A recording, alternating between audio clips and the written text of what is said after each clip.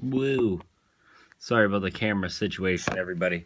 This is Craig from 9 Volt Games, and today I'm going to do a little video for E3. I fucking destroyed my camera, so we're going to have to just do it like this. I'm not even sure how this looks right now. I hope it's not dark. I hope I don't have to record it. Anyways, I've been requested to do a little bit of, say some shit that I liked about E3, and it's only going to be a few things, to be honest with you. I just ordered Bloodborne and Until Dawn. I have so many games to go back and pick up and play again. It is fucking ridiculous. And honestly, I'm starting to feel like a bitter old person when it comes to games. Reluctant to try new things. Blah, blah, blah. Kind of. And I mean, I've been playing a lot of games throughout E3 week. I actually played Gone Home. And it was a free game. I would not have played it if I had to pay for it. And I played Gone Home, and calling it a game is a stretch. It's a walking simulator. And I actually ended up talking to Steve Gaynor on Twitter. I actually liked it. And then I played this other one that was a visual novel called Three Quarters Home, and I fucking loved it. And I'm going to do a video and talk about these things. So I'm playing some of these indie games that you could not fucking give to me, and I wouldn't give them the time of day. And now I'm starting to enjoy these things, and then I got all this flash from these AAA games and at E3, and I didn't give a fuck, to be honest with you. Only reason that I watched Bethesda is because I wanted to see if they said something about Prey 2. And I put this up on Twitter and I told everybody, I wasn't allowed to talk about it before, I don't think. So I had to sign this like non-disclosure thing, and I had to sign rights to three of my videos away. But Bethesda contacted me about a month before E3, and Bethesda and a production company, and they said, we want to use clips from some of your videos as a fan-made video. They didn't tell me it was for E3, and then 2 days before E3 started, they said, the video's made.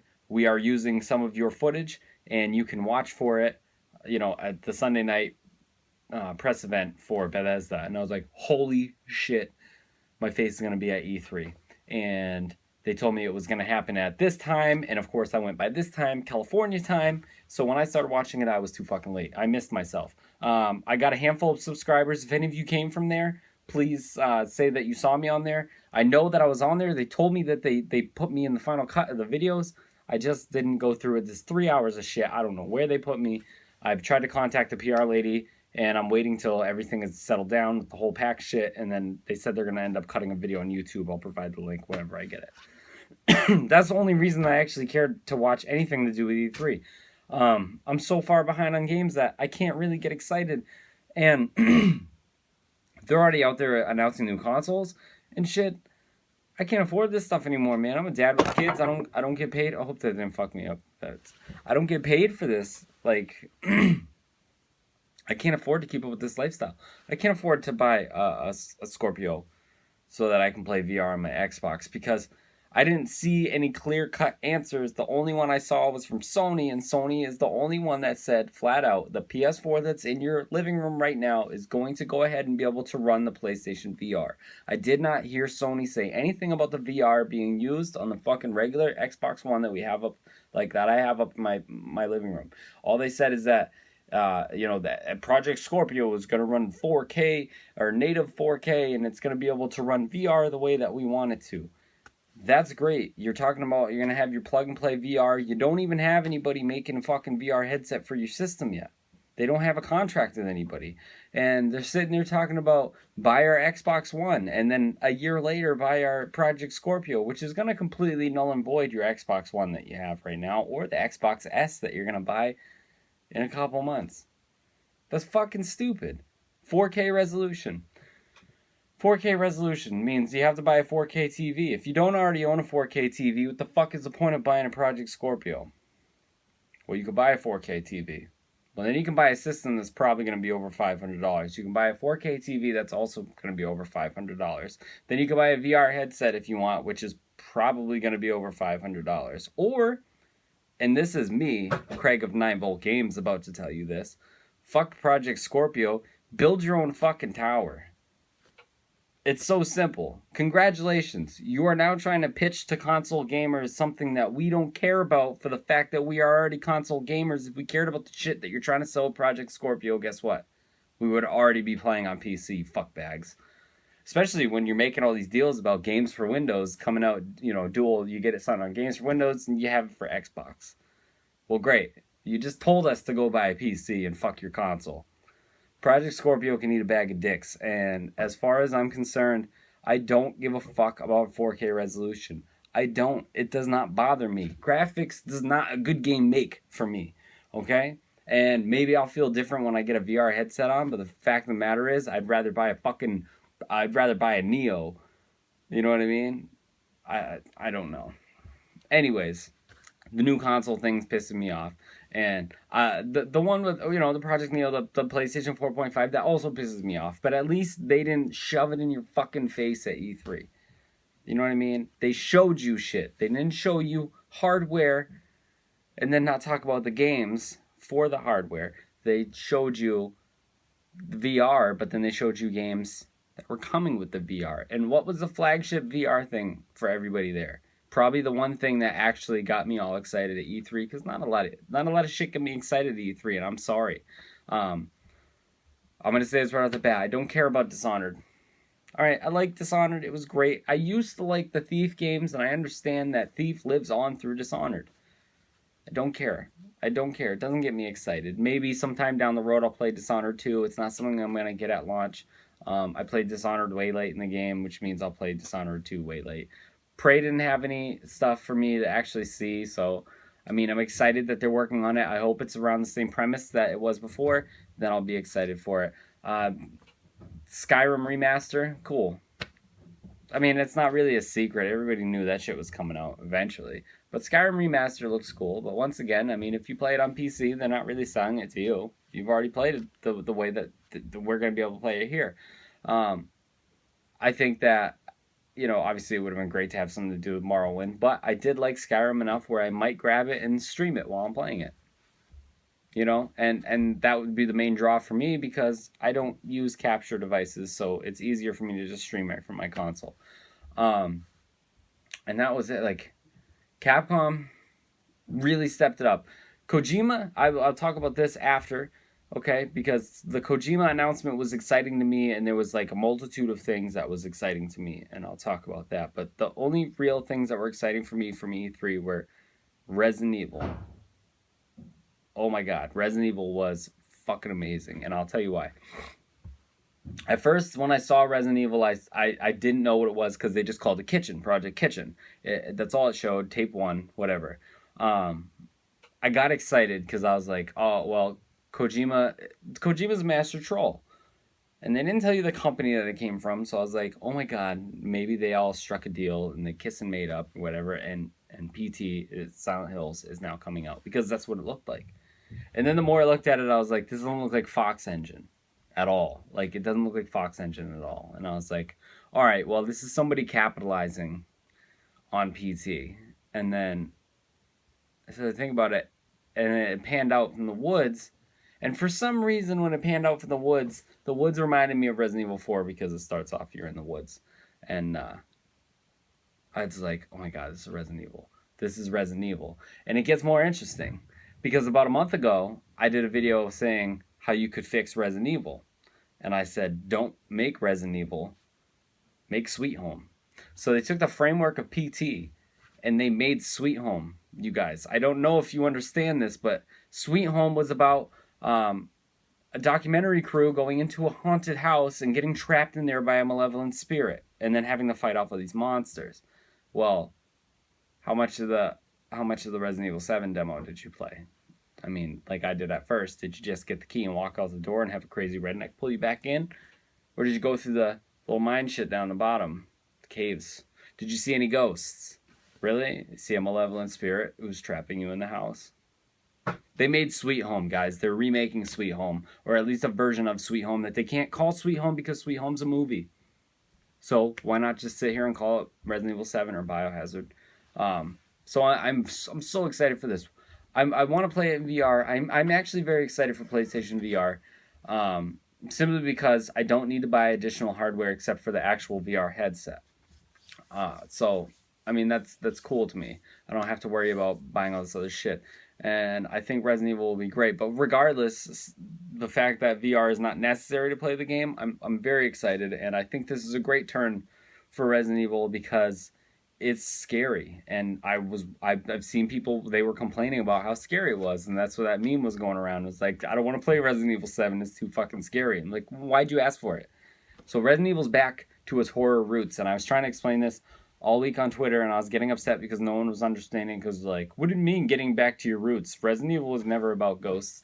Resident Evil fucking foundation was built on ghosts. That's why when they showed off the prototype for Resident Evil 4 and Leon was being chased by a ghost, everyone who knew about Sweet Home got excited. So this is exciting because they are bringing it back to the roots and the fact that Resident Evil was based off of Sweet Home. So for those of you who are uninitiated with Sweet Home, I think this is the best version you're going to get. It's kind of like when America remakes a ghost story from Japan, like a movie, except this is Japanese people remaking it. And fun fact, some people who worked on PT are working on Resident Evil 7. Look that up, by the way.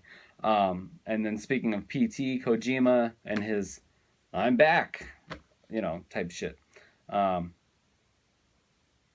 I got excited. Now, I don't think that trailer had anything to do with the game except for some maybe like subtle hints as to what the game may be, because the fact is they've been shopping for an engine for the game to run on up until I think like less than a month ago, and they just cut this trailer and put it out there. So, what I think this trailer was meant for you to do is show that Kojima is back and he's up to his Kojima ways and making his games very Kojima like.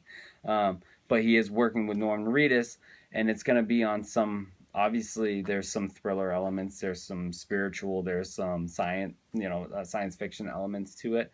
And then I guess he said in an interview was talking about multiverses, and that's what the dog tag equation was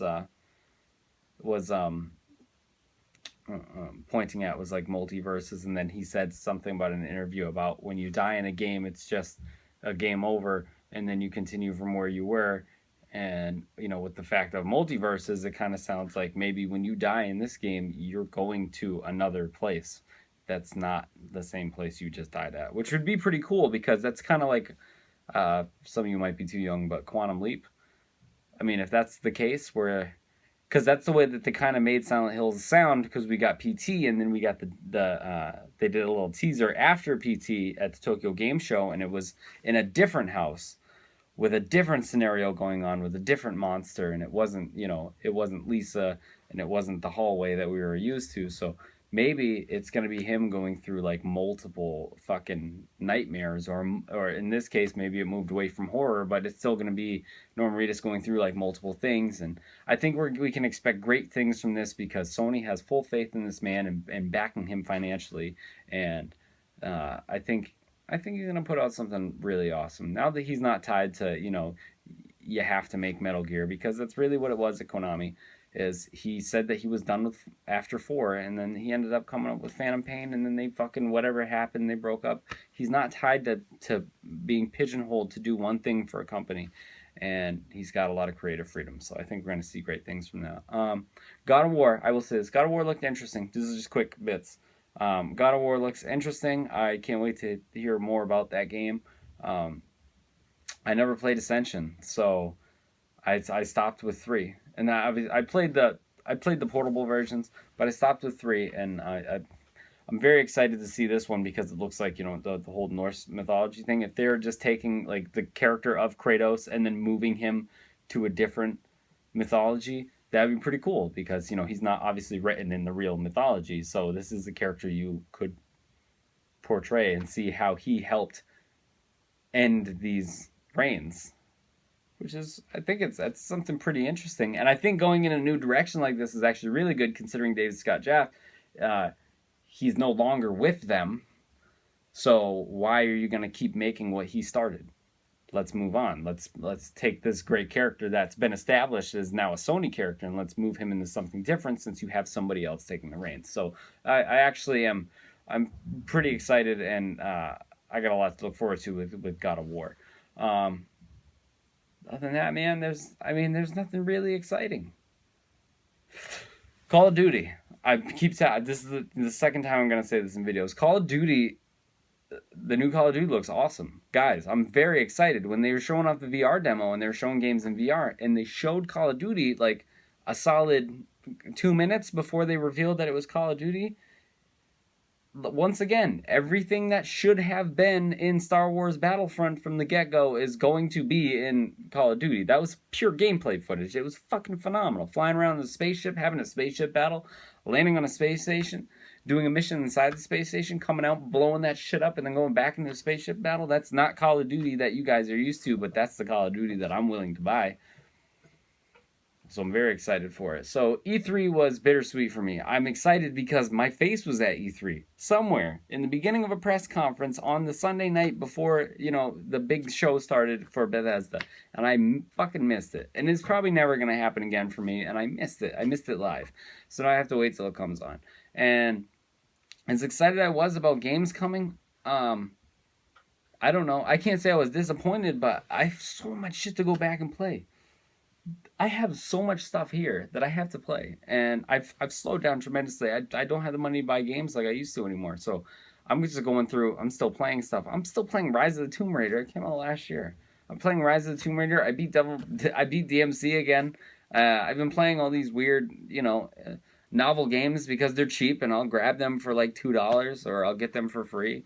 And I've been doing some weird gaming, and I've actually been finding some genres that I enjoy, especially these walking simulators. Because if they're a story, I used to like reading books. You're not gonna catch me reading a book anymore. And if it's handholdy, where I have to be walking down a hallway in a video game, and I'm doing that to read a story, well, that's still a good thing to me. So I mean, yeah, I'm excited with all the flash of these AAA titles, but you gotta I don't know. You gotta impress me. There's a couple things I saw that were hilarious. Detroit Become Human. Um, David Cage games.